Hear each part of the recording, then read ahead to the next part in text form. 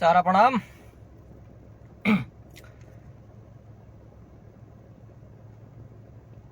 पूरे हिंदुस्तान भर से सहारा से जुड़े सभी जमाकर्ताओं और कार्यकर्ताओं से अनुरोध है कि आप लोग मेरी इस लाइव को ज्वाइन करें, क्योंकि पिछले काफ़ी दिनों से पूरे हिंदुस्तान में ये चर्चा का विषय बना हुआ है कि सहारा के अधिकारियों को जेल में भेज करके और भुगतान करवाया जाएगा।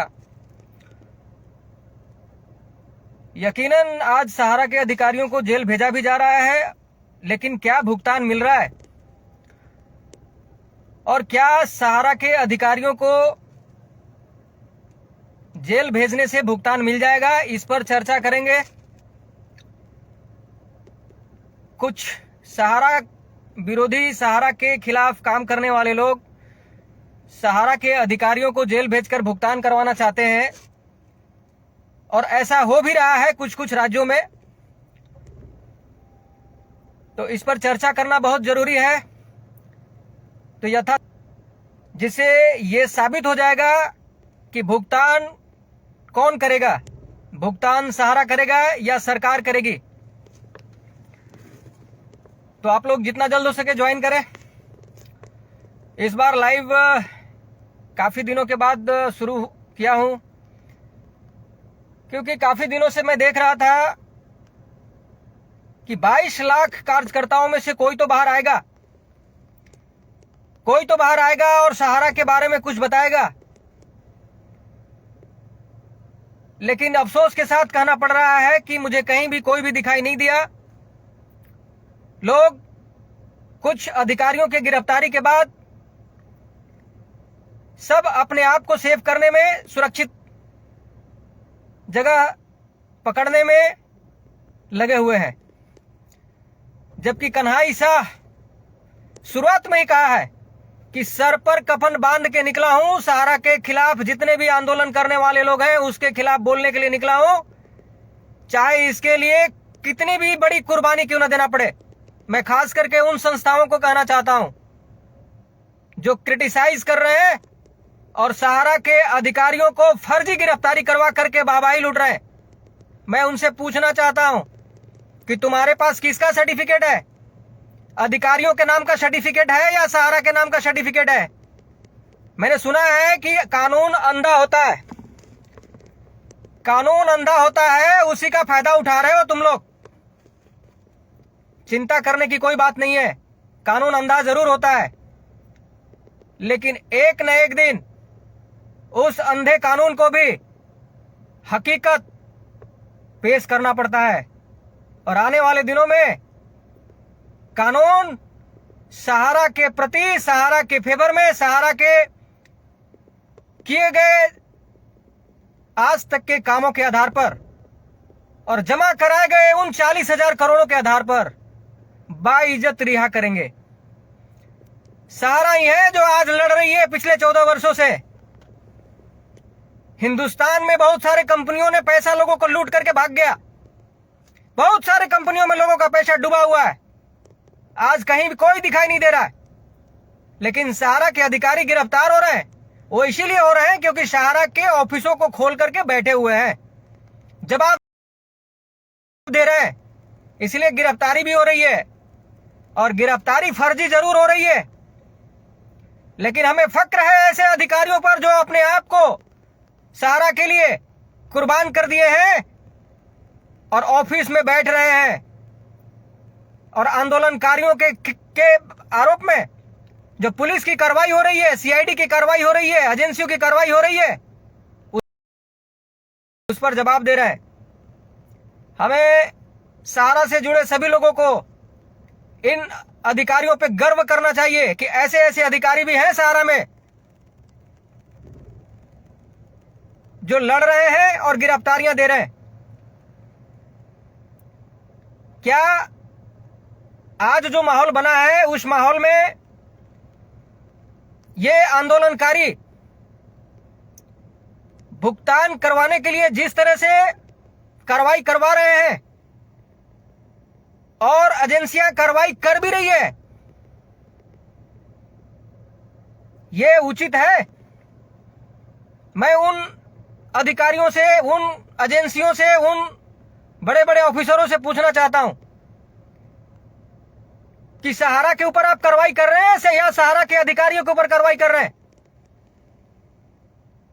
क्या अधिकारियों ने सहारा की सर्टिफिकेट अपने अपने नाम से दिए हैं? क्या सहारा के जोनल ऑफिसर ने लोगों का पैसा लेकर के और अपनी जेब में रखा है? या कोई एजेंट या कार्यकर्ता अपनी जेब में पैसा रखा है?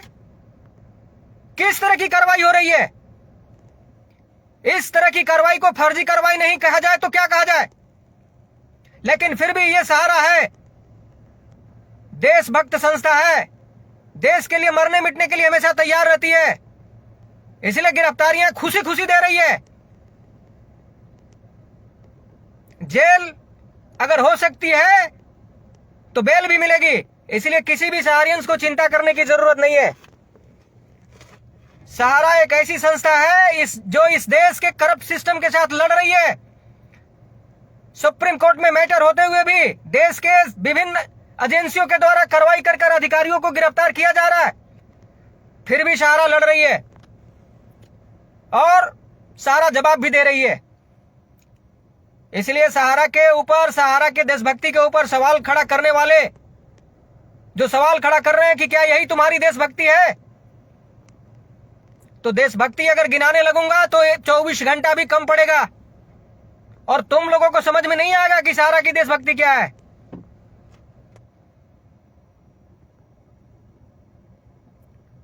ऑफिसरों को गिरफ्तार करवा करके तुम कोई तीर नहीं मार दिए हो।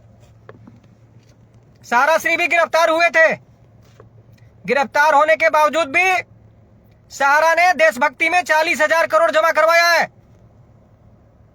और इधर उधर की बात करते हो कि यहां का जमीन, वहां की जमीन, एमबी वैली और वर्सोवा की जमीन गारंटी के रूप में दिया हुआ है। तुम इधर उधर की बात करके लोगों को गुमराह मत करो। और जैसे ही कोई ऑफिसर, कोई अधिकारी गिरफ्तार होता है तो तुम्हारा वीडियो बन जाता है कि सहारा के अधिकारियों को गिरफ्तार कर लिया गया। क्या अभी भी आपको समझ में नहीं आ रहा है? एजेंटों, मेरे साथ आ जाओ। क्यों भाई, तुम्हारे साथ क्यों आ जाओ? क्या तुम जो कार्रवाई करवा रहे हो, क्या ये अवसरवादी नहीं है? क्या तुम लोगों को गुमराह करने के लिए इस तरह की कार्रवाई करवा करके और अपने साथ एजेंडों को जोड़ने के लिए यह तुम्हारा कार्रवाई नहीं है? मैं झारखंड सीआईडी और डीजीपी कार्रवाई के ऊपर सवाल खड़ा करता हूं। मैं आज झारखंड विपक्ष को इस गिरफ्तारी के खिलाफ आवाज उठाने के लिए विपक्ष से कहता हूं कि कहीं न कहीं इसमें करप्शन की बू आ रही है। इसकी जांच होनी चाहिए कि कैसे डीजीपी और सीआईडी सहारा के अधिकारियों को जेल में डाला है। जब संस्था की पूरी देखरेख सुप्रीम कोर्ट में हो रही है, पूरी की पूरी सहारा की भुगतान करने की जवाबदारी सुप्रीम कोर्ट ली है, तो 400 करोड़ के सीआईडी के केस में हमारे अधिकारियों को गिरफ्तार कैसे किया गया? मैं सीधा सीधा आरोप लगाता हूं सीआईडी के ऊपर और डीजीपी के ऊपर कि इसकी जांच होनी चाहिए। ये कैसे हमारे अधिकारी को गिरफ्तार किए हैं? उसी तरह से एमपी, मध्य प्रदेश में सीहोर पुलिस किस तरह से हमारे मध्य प्रदेश के भोपाल जोन के जोनल ऑफिसर को गिरफ्तार किया है, उन पर भी सवाल खड़ा होता है कि क्या ये फर्जी गिरफ्तारी नहीं है? यहां भी करप्शन की बू आ रही है। मैं विपक्ष से इसके बारे में जांच करने की मांग करता हूं और इसकी जांच होनी चाहिए कि सहारा का पूरा मामला सुप्रीम कोर्ट में होने के बावजूद अधिकारियों को गिरफ्तार क्यों किया जा रहा है? क्या किसी बैंक मैनेजर पैसे देने का जवाबदेही है? क्या पैसा वो बैंक मैनेजर अपने जेब में रखता है? जिस तरह से बैंक मैनेजर अपने जेब में पैसा नहीं रखता है, उसी तरह सहारा के जितने मैनेजर हैं अपने जेब में पैसे नहीं रखे हैं। और सुप्रीम कोर्ट ने ये गारंटी ली है और सुप्रीम कोर्ट की रिटायर्ड जज की अध्यक्षता में जब भुगतान हो रही है तो फिर यह गिरफ्तारी कैसे हुई है? ये आंदोलनकारियों ने क्या इसमें करप्शन नहीं करवाया है? मेरा सवाल है। किस तरह से सीआईडी, डीजीपी और वहां की पुलिस कार्रवाई कर रही है? विपक्ष झारखंड की और विपक्ष मध्य प्रदेश की इस सवाल को विधानसभा में उठाएं और इसकी जांच करवाएं। हो सके तो इसका एसआईटी गठन करवाएं कि इस तरह की गिरफ्तारी क्यों हो रही है जब सहारा का पूरा मुद्दा सुप्रीम कोर्ट में चल रहा है। इनका सिर्फ एक ही मकसद है कि इस तरह की कार्रवाई करके सहारा के जितने भी एजेंट हैं अपने तरफ खींचे, और ये इनका इरादा कभी भी पूरा होने वाला नहीं है। सहारा के 99% जमा करता और सहारा के 99% कार्य करता आज भी सहारा के साथ है। चाहे आप लाख कोशिश कर लो, कभी आप लोगों के साथ नहीं आएंगे, क्योंकि उनको पता है कि सहारा की नीति अच्छी है। और सहारा आज भी 14 साल केस होने के बावजूद भी आज भी जिंदा है, लड़ रही है, ऑफिस खोल के बैठी है। इन आंदोलनकारियों ने अभी 20 दिन पहले 25 दिन पहले ऑल ओवर इंडिया में इस तरह की अफवाह फैला दी है कि सहारा की कमांड सील हो गई, सहारा की कमांड पे बुलडोजर चलने वाली है। अब तो सहारा गया, कार्यकर्ताओं हमारे साथ आओ, आंदोलन करो, सहारा से भुगतान मिल जाएगा। मैं उन आंदोलनकारियों से पूछना चाहता हूं कि अरे आंदोलन जीवियो, तुमने हमारा कमांड बंद करा दिया, कमांड बंद हो गया, आंख फाड़ करके जाकर के देख के आओ, कमांड चालू है, सारा शहर जिंदा है, कमांड चालू है, ऑफिसर जिंदा है, कार्यकर्ता जिंदा है, 40,000 करोड़ जिंदा है, एमबी वैली जिंदा है, बरसोवा जिंदा है, पूरे हिंदुस्तान में 209 सिटी में प्रोजेक्ट जिंदा है, 8 से 10 लाख करोड़ की संपत्ति जिंदा है। सहारा के ऑफिसरों को तुम मार सकते हो, सहारा श्री को मार सकते हो, लेकिन सहारा श्री की सोच को और नीति को तुम नहीं मार सकते। एक सहारा श्री मरे हैं, 10,000 सहारा श्री पैदा कर दिए हैं। तुम आंदोलनकारियों को मैं कहना चाहता हूं कि अगर 10,000 ये सहारा श्री खड़े हो गए और फूंक देंगे तो बंगाल की खाड़ी में जाके गिरोगे। गुमराह करना छोड़ दो। मैं सभी सहारा के जितने भी जमा करता है, मैं उनसे कहना चाहता हूं कि चिंता मत करिए, न सरकार भुगतान करेगी न आंदोलनकारी भुगतान करेंगे, ये सहारा है, सहारा ही भुगतान करेगा, क्योंकि 40,000 करोड़ केस है, 40,000 करोड़।